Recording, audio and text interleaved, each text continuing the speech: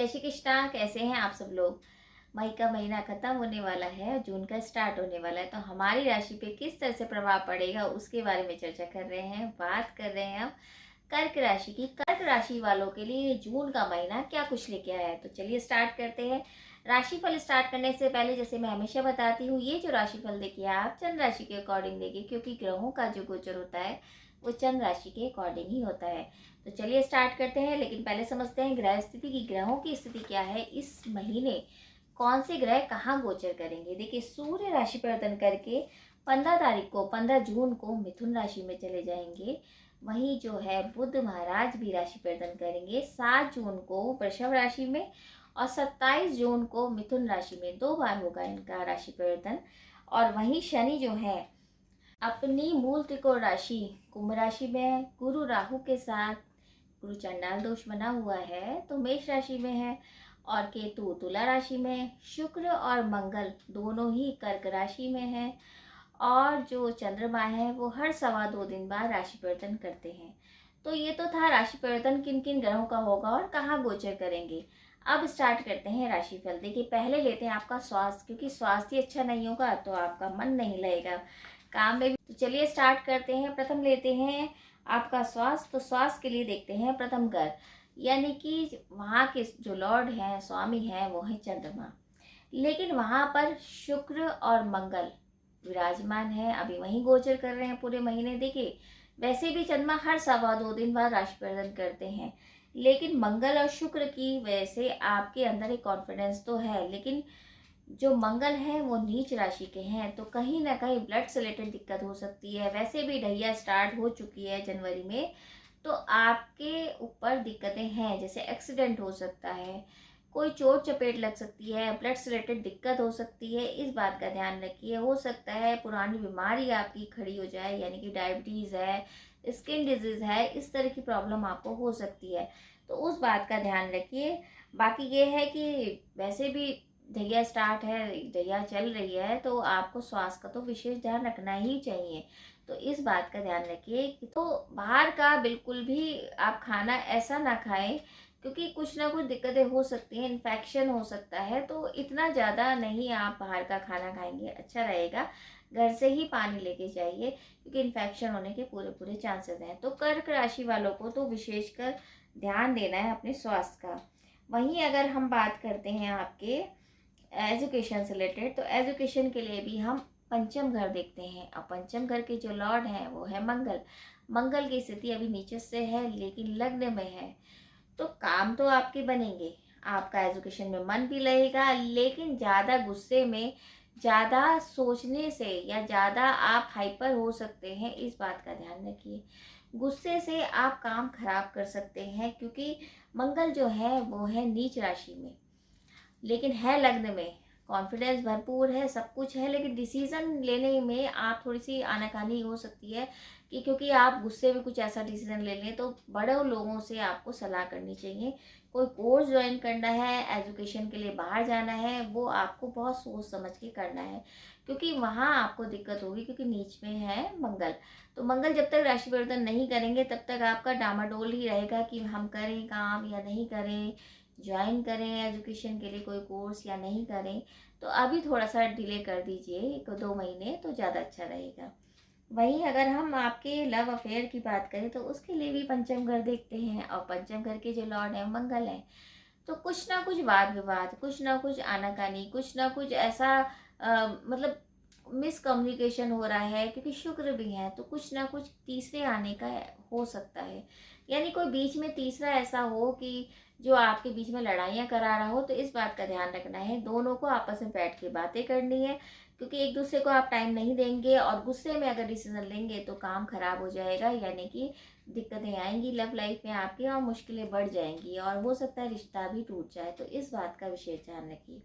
वहीं अगर आपकी हम बात करते हैं जीवन साथी की, जीवन साथी के लिए जो देखा जाता है वो 7वां घर देखा जाता है, और 7वें घर के जो लॉर्ड है वो है शनि महाराज, और शनि अष्टम में है। अष्टम में शनि है, वैसे भी ढैया तो है ही, तो कहीं ना कहीं गैप तो है कम्युनिकेशन का। हो सकता है पारिवारिक माहौल की वजह से आपके दोनों बीच में आप दोनों के बीच में कोई गैप चल रहा है, मिसकम्युनिकेशन हो रहा है। स्वास्थ्य के हिसाब से भी आपके पार्टनर में दिक्कत हो सकती है, स्वास्थ्य उसका खराब हो सकता है, इस बात का ध्यान रखिए। पुरानी बीमारी कोई उभर सकती है, शनि महाराज अष्टम में है, तो लंबी और पुरानी बीमारी थोड़ी दिक्कत कर सकती है। जोड़ों के दर्द से आप परेशान हो सकते हो सकता है आपका पार्टनर आपको सपोर्ट भी ना करे, क्योंकि कहीं ना कहीं वाद विवाद की स्थिति बन जाएगी।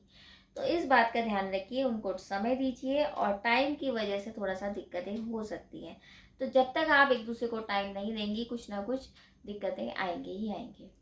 वहीं आपकी भाग्य की बात करें, तो भाग्य के जो मालिक हैं वो हैं गुरु महाराज। और जैसे कि पता है कि गुरु जो है अभी राहु के साथ हैं, तो चंडाल दोष का निर्माण भी हो रहा है, तो भाग्य तो सपोर्ट इतना नहीं करेगा।